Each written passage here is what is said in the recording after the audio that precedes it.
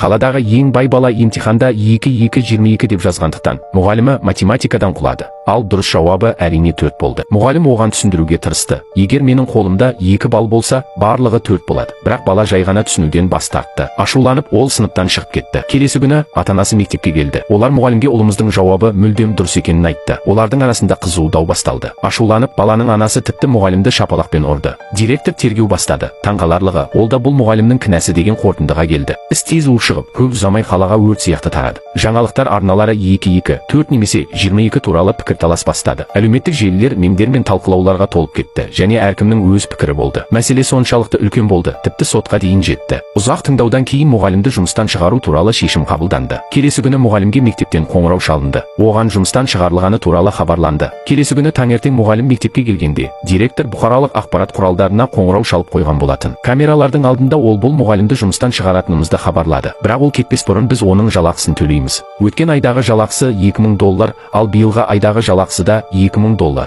Сондықтан ол барлығы $4000 алады. Мұны естіген мұғалім күлімсіреп, тез арада, мырза, $2000-ға $2000 қосқанда $22,000 шығады. Солай ма деді.